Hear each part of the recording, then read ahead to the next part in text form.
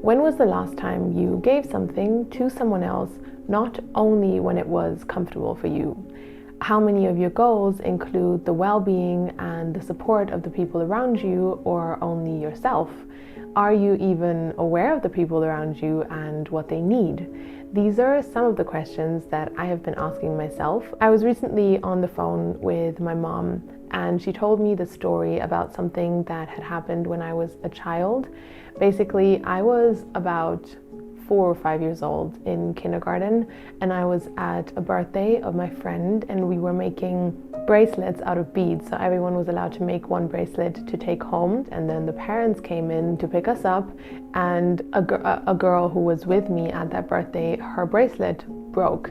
And so she started crying hysterically because, of course, we were children and we had spent the entire afternoon making these bracelets and hers broke. And so my mom told me that somehow I decided to walk over to the girl and tell her that she could have my bracelet instead, even though we each only had one bracelet.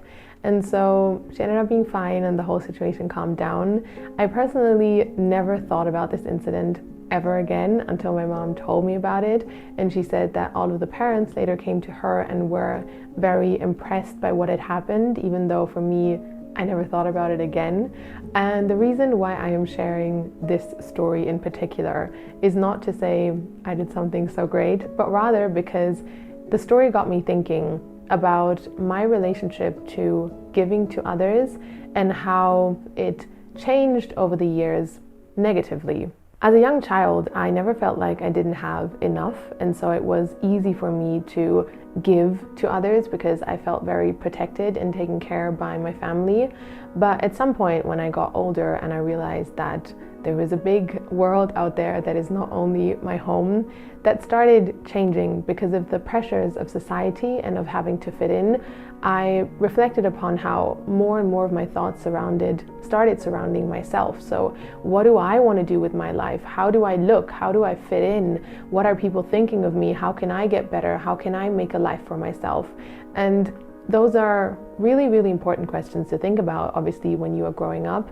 But how much of it is too much? And are we maybe in that process forgetting the people around us? All of us have beautiful things that we want to achieve with our lives, places we want to go to and dreams and aspirations. And the thing is, our world has kind of trained us to have this mindset of you have to fend for yourself. If you don't reach your goals, if you don't get your shit together, no one is going to do it for you.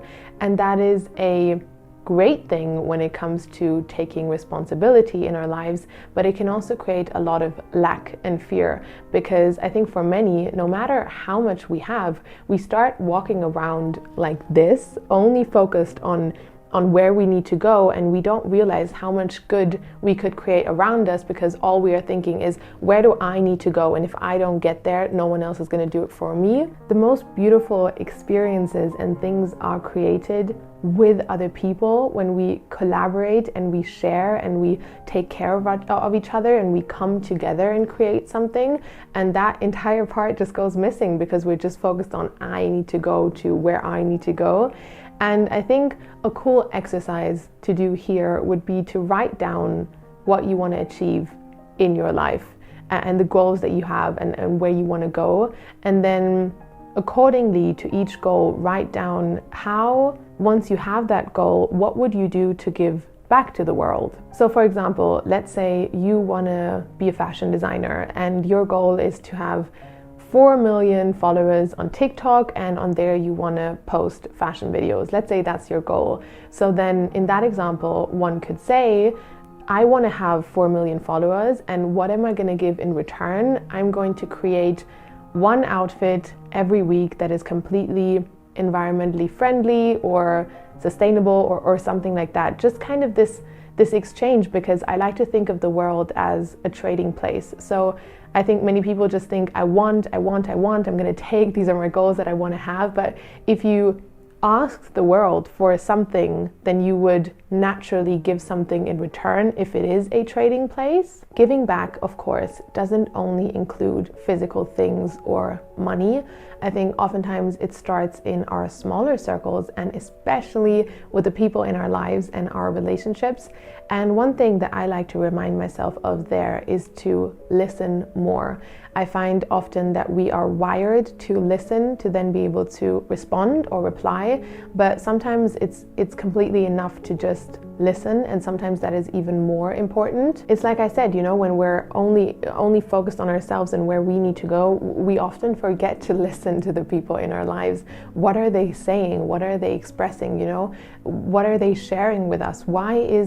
As an example, why is your mom stressed? Why is your brother sad? Why, I don't know, why has someone decided to not reach out to you anymore? Or why is someone trying to reach out to you?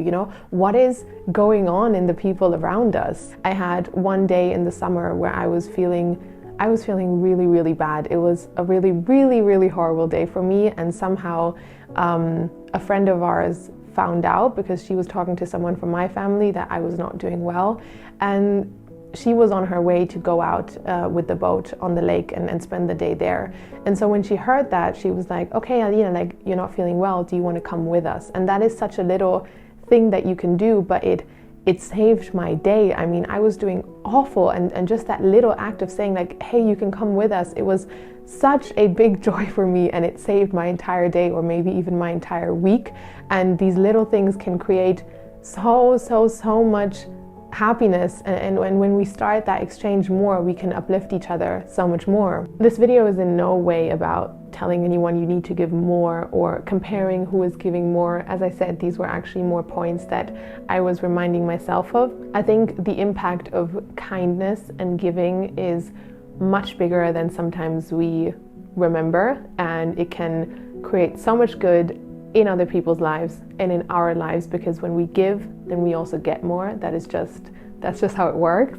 Anyways, that is all that I wanted to share for today's video. So I really hope that you enjoyed. As always, if you enjoyed the video, make sure to give it a thumbs up and subscribe if you haven't already. Check out some other videos of mine if you would like to. Also, my podcast, Flowers and Rain, is now officially available on all platforms where you can listen to podcasts. So if you want to check that out, the link will also be in the bio. And yeah, thank you so much, and I hope that you have a beautiful morning or evening or wherever you are, and I really hope to see you in my next video.